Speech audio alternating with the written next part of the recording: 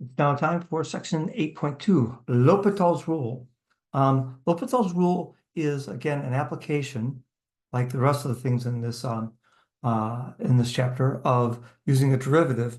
In this case, we're using derivatives to find the values of limits. And it basically says, hey, if you find a limit that's in the form of f over g, and f over g as x goes to a are both 0, and both the derivatives exist, then you can rewrite the limit as the derivative of those two functions at that location. Let's take a look at this situation and let's see, is this reasonable? Right? So let's say we have axes, and let's say we have function f, and we have function g, and we have this location a, and f and g are both going to 0 at a. So if I said I started out with the idea that limit as x approaches a of f of x over g of x, and we know that we could simply add on to here zeros, because subtracting zeros from both of those things would not affect the value of the limit. And if we were to multiply both the top and the bottom by x over a divided by x over a, that also is a change that would not change the value of that expression.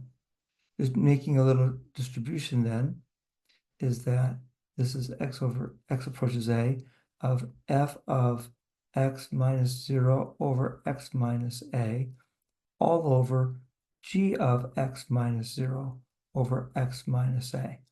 And we can now say that the limit can be then applied to both the top and the bottom of that fraction.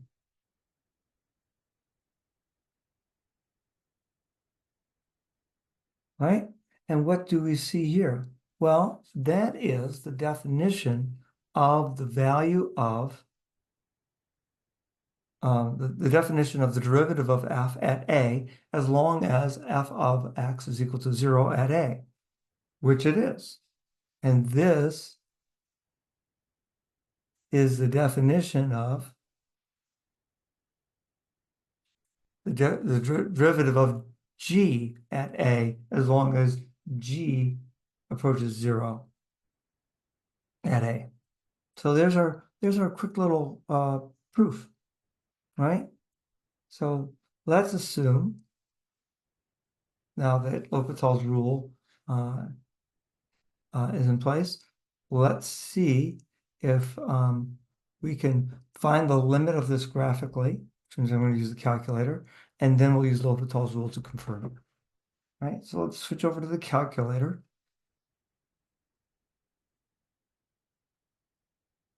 Let me start a new document, and let me have it be a graph. And this is going to be, I think it was the square root of what? Square root of 1 plus x. 1 plus x, and then a minus 1 on the top. I think it's just plain old x on the bottom, right? And we're asked the question, what happens as x approaches 0? So graphically, I'm looking at this as we approach 0, looks like it's approaching about 1/2, but it's hard to tell. If I go into trace mode, I might say at 0, it's undefined, but at 0.1, it's 0.488, 0.01, it's 0.499, at negative 0.01, it's 50. So it looks like indeed it's approaching 5, or 0.5, about 1/2. Now, can we actually show that using L'Hopital's rule? Well, here's the notation that we'll use in this situation. Here's our original problem. And what I'm going to do is going to say, let's say I plug and chug. If I put the 0 in for x in the numerator, I'm going to get 1 over 1 minus 1, which is 0. If I put 0 in for x in the denominator, I get 0. So we say that this limit, or this expression, is indeterminate at 0. It leads to the indeterminate form 0 over 0, which means we are allowed to apply L'Hopital's rule. So if I apply L'Hopital's rule, I'll take the derivative of the bottom, which is going to give me 1. The derivative of the top is 1/2, because I imagine the square root is to the power of 1/2. Leave the inside the same. Reduce the power by 1. And then my chain rule is an additional 1. Let me rewrite this so it may be easier to work with. And I get 2 in the bottom from that, 2. I get the square root of x plus 1 in the bottom, because that's a negative 1/2. And that's all over 1. And if I plug and chug now, if I put the 0 in now, I simply get 1/2. So the graphical answer and the analytical answer match. Great. Now, it ends up that L'Hopital's rule can be gone even further than just saying that the limit is equal to the ratio of the derivatives. We can even go so far as to say it's equal to the limit of f over g is equal to the limit of f prime over g prime. We're not going to go into the proof here, but this is a pretty it's pretty nice to have this thing say if we apply L'Hopital's rule and we continue to get a 0 over 0 indeterminate form, we simply can reapply the rule again.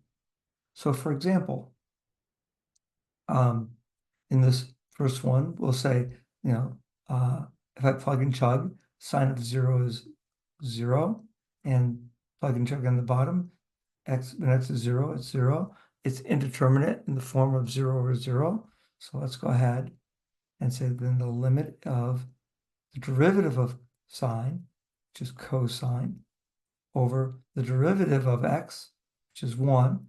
And now you can see that I can plug and chug, and I get this is equal to the cosine of 0, which is equal to 1.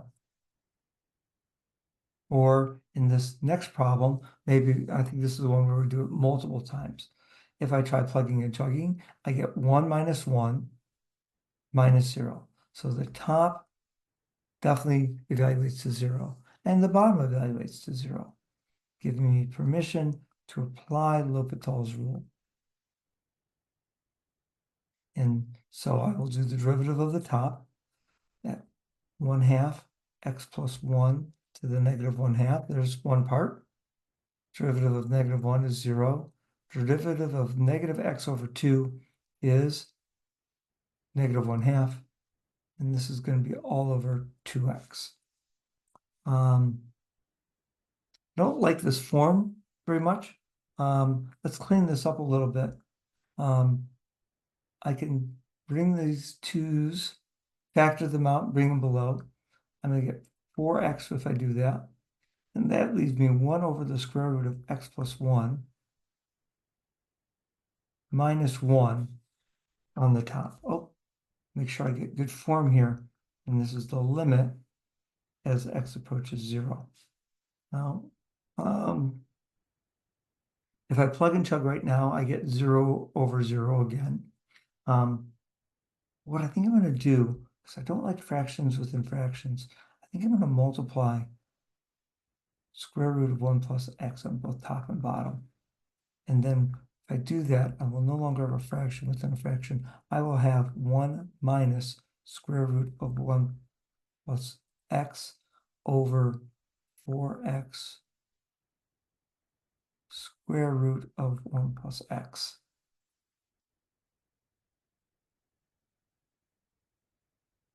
I'm not sure that helps me any. If I plug in chug again, I get 0 over 0. If I take the derivative of this, I get negative 1/2 x plus 1 to the negative 1/2 over, and on the bottom I have a product rule, first times the derivative of the second plus the second times sort of the first. All right, pretty awful. What happens if I plug in chug now?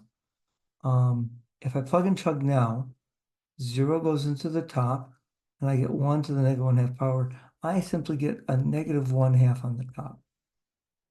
If I plug in 0 on the bottom, this first part here turns into a 0 because it's 0 times whatever. And in the bottom, I just get 4. Looks to me like they're saying that the answer is negative 1/8. I don't know. Can we see if that is consistent by looking at it graphically? Let's try that out. So I'm going to switch over to my grapher. Let me have to open up a new graphing page. I think it was a fraction, square root. I think it was 1 plus x. Let me double check that. 1 plus x outside the square root, minus 1, and then plus, I think it was x over 2. Double check. Nope, minus x over 2. And then on the bottom, I think it was x squared. Okay. And again, we're looking for what's going on as x approaches 0. Let's go to menu, let's go into trace mode.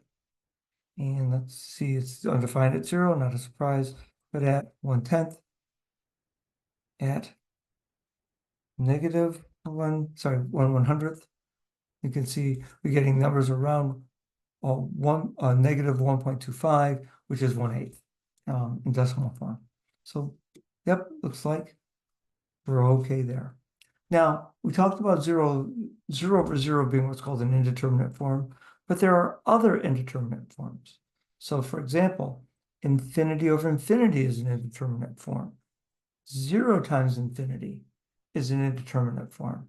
You're like, wait, is 0 times anything 0?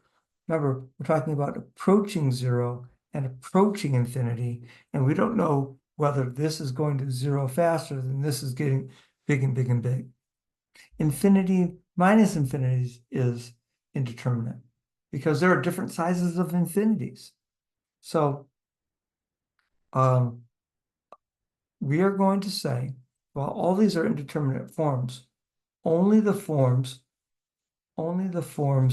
0 over 0 and infinity over infinity are forms in which we can apply L'Hopital's rule. Okay, so if we try this one, for example, the limit as x approaches pi over 2 from the negative side of secant plus 1 plus tangent. Well, if I start this problem, pi over 2 from the negative side, secant of x over plus tangent. First of all, the graph of secant is kind of like this, and at pi over 2 from the negative side, it's going off to positive infinity. So I got a positive infinity on the in the numerator. You might remember that tangent graph looks like this, and it is also going off to positive infinity as we approach pi over 2. Okay, because it's infinity over infinity, that means it's appropriate to use L'Hopital's rule. So we can go ahead and say, what is the derivative of secant? And that would be secant x times tangent x. And what is the derivative of 1? 0. What's the derivative of tangent? It's secant squared. I am allowed to cancel this secant with one of those secants. I I might go so far as to say that this is the limit as x approaches pi over 2 from the negative side of sine of x over cosine. That's my representation of tangent. And I got secant, which is 1 over cosine. It's in secant's in the bottom. I can write that as cosine over 1. And again, I get to cancel. And now I get to say, well, what's the limit of sine as x approaches pi over 2? And we see that that's 1. Okay, that's what our algebraic attack on this looks like. What does it look like if we attack it graphically? Again, I will go and create a new graph, secant of x on top and 1 plus tangent on the bottom. So there's what we're looking at. Let's go into trace mode, and we're trying to find out what's going on near pi over 2. Well, if I say pi over 2, exactly, it's undefined. But if I said pi over 2 plus 0.01, you see we're just a little bit off of that undefined mark, and I got 101. I could also do pi over 2 minus 0.01, and you can see 1.99, and those two numbers look really, really close to 1. So it looks like it is graphically consistent with the answer of 1. All right, let's go and take a look at another example. What about the natural log of x? What goes on with it as it goes to infinity? I recall that the natural log of x function, this, it goes off to infinity. So we'll say that the numerator goes to infinity. And then what about the square root function? It also goes to infinity. So this is also a candidate for L'Hopital's rule. So how about the limit as x approaches infinity of 1 over x, that's the derivative of natural log, 2 times, bring the power down, half x to the negative 1/2 power. See if we can clean that up a little bit. Limit as x goes to infinity, the 2 and the half cancel. This x to the 1/2 is on the wrong side of the bar. That's why the exponent's negative. And this turns into an x in the bottom. Or say that's the limit as x approaches infinity of 1 over x to the 1/2 after we clean that up. And that looks like a 0. Again, can we test that graphically? See how quickly I can get this done. All right, new page. Graph it. Fraction natural log of x over 2 times the square root of x. All right. I could go into trace mode again, but now I'm going to infinity. I have to put in a really big value. How about 100? 0.23. How about 1,000? 0.09. How about 100,000? 0.018. How about 1 million? 0.07. I can see that those numbers are getting closer and closer to 0. So I think graphically we've shown that this is true. All right. How about the limit as x goes to infinity of x sine of 1 over x? Okay. Now, if I plug and chug, this is infinity times sine of 1 over x. Well, 1 over x, as x goes to infinity, 1 over x is going to go to 0. So I recognize that this is indeterminate, but I also recognize that it's not one of my two L'Hopital forms. But can I make it into a L'Hopital form? what if I keep the sign of 1 over x on top? I take this x and I write what's equivalent to that x, which is dividing by 1 over x. Multiplying by x is equivalent to dividing by 1 over x. And when I do that, now on the top,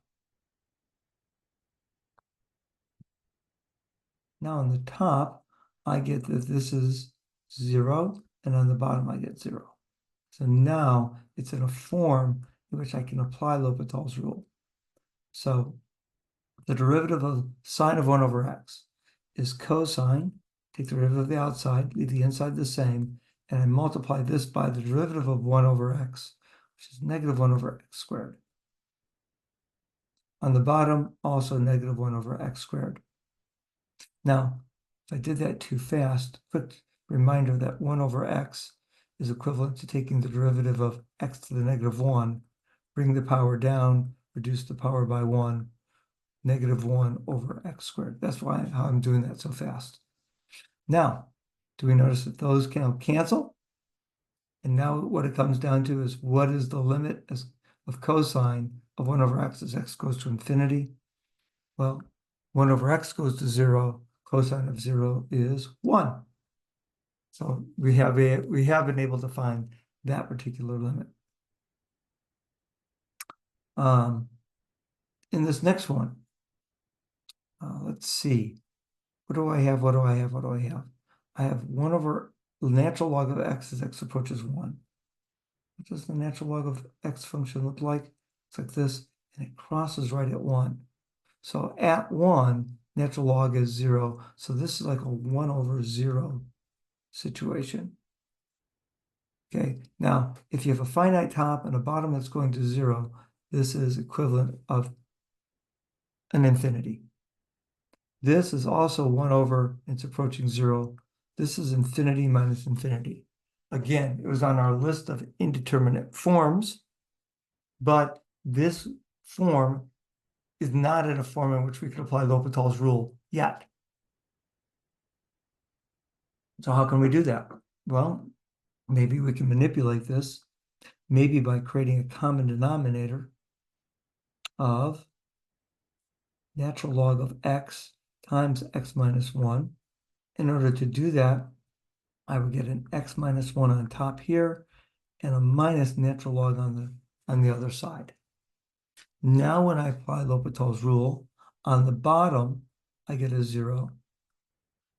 And on the top, I get 1 minus 1 is 0, natural log of 1 is 0, I get a 0. It's now in the form 0 over 0, and I may apply that L'Hopital's rule to that particular limit. Derivative of x is 1, derivative of 1 is 0, derivative of natural log of x is 1 over x. So there's my numerator. My denominator, I'm going to need to use the product rule. First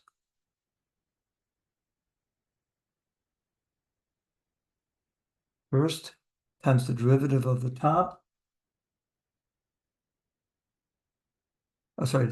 First times derivative of the second plus the second times the derivative of the first. A little bit messy here. Let's make my life easy and let's get rid of all the fractions within fractions by multiplying by the common denominator x. If I do that, I get the limit as x approaches 1 of x minus 1 over x natural log x plus x minus 1. Now, in this situation, what do I have? If I plug and chug, on the numerator, I get a 0. In the denominator, I get 1 times 0 plus 1 minus 1. I'm still in the indeterminate form 0 over 0. So let's try this again. It's still indeterminate. It's still 0 over 0. Let's apply L'Hopital's rule to this problem one more time. Derivative of the top is 1. Derivative of the bottom, I got a product rule there. First times the derivative of the second, plus the second times the derivative of the first, plus derivative of x is 1. So clean that up. that the limit as x approaches 1 of 1 over 1 plus the natural log of x plus another 1. I guess I could just write that as 2 plus that. When I apply the limit now, I get 1 on the top, and since natural log of x at 1 is 0, I get a 2 on the bottom. All right, and so there are a bunch of examples of applying L'Hopital's rule. Now, there are even more indeterminate forms in the form of 1 to the infinity, 0 to the 0, or infinity to the 0th. Now, in these particular forms, there's a trick. And the trick is that we're going to apply natural logs to both sides of an equation. Okay, what does that look like? All right, I've got y is equal to the limit as x approaches infinity of 1 plus 1 over x to the x. And now I'm going to say, well, what's the natural log of both of those? The natural log of the limit as x approaches infinity of 1 plus 1 over x to the x. And you're like, why would I want to do that? Well, one, because we can apply a rule having to do with limits, which is like the function of a limit is equal to the limit of the function.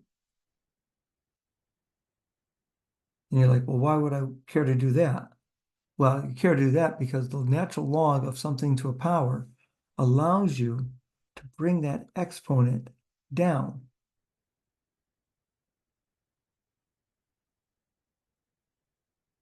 All right? So now let's see what we got. I've got the natural log of y on one side, and I've got the limit as x approaches infinity. Oh, by the way, I should have checked. If you plug this in, you get 1 to the power of infinity, which was one of our forms. Sorry, I should have checked that in the beginning. So I've got the limit of this, x times the natural log of 1 plus 1 over x. And again, as we go to infinity, this is going to go to 0, which means I'm taking the natural log of 1. This is 0, and this is infinity. Okay? But while that is indeterminate, it's not in a form that I can use L'Hopital's rule yet on, but I can change that x to the 1 over x like the trick that we used before. Now, when I look at that limit, as I go to infinity, this is going to 0 on the top, it's going to 0 on the bottom. I can now apply L'Hopital's rule to both sides, or to the right-hand side. And I get the limit as x approaches infinity of 1 over 1 plus 1 over x times negative 1 over x squared, all over negative 1 over x squared.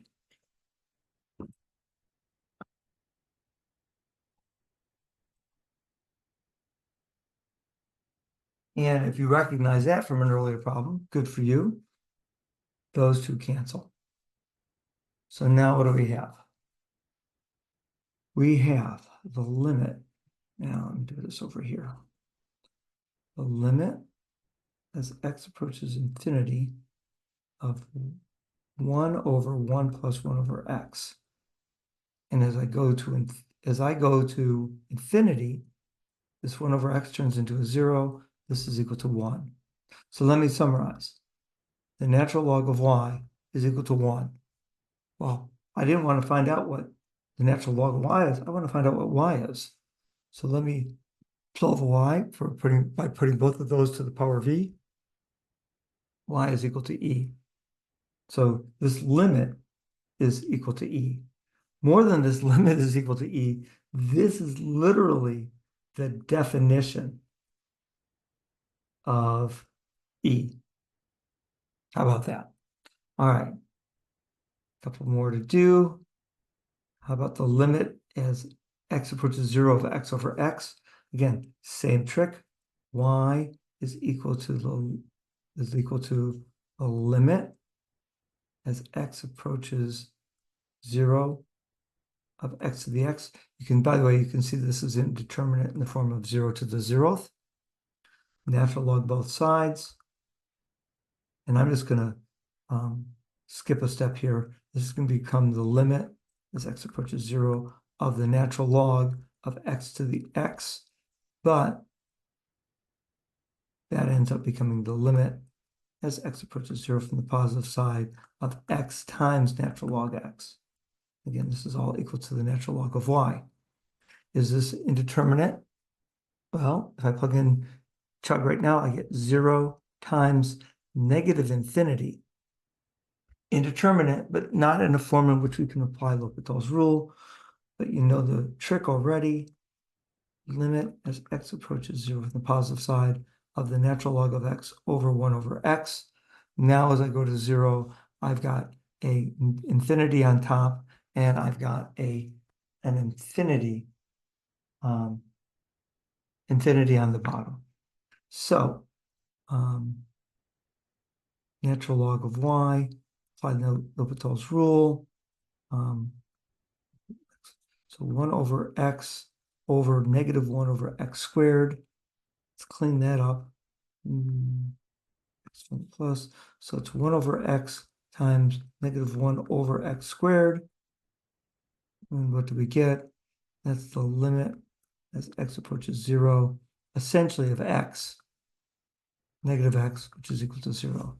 So natural log of y is equal to 0, e both sides, y is equal to 1.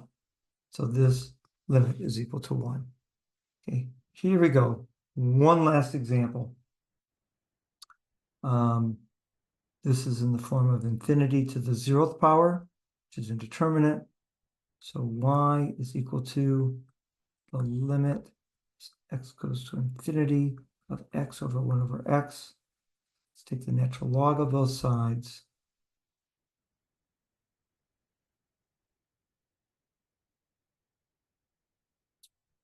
Flip, bring down infinity. The natural log, the 1.5 goes out, 1 over x goes out in front. If I apply the limit right now to 1 over x, that's a 0. Natural log of infinity is infinity. So, but if I actually rewrite this as natural log of x over x, I get infinity over infinity. So that is a form in which I can apply L'Hopital's rule. And I get 1 over x over 1. And that's equal to 0 as x goes to infinity. So if the natural log of y is equal to 0, y is equal to 1, and that's what that's equal to. All right, there we go, all done.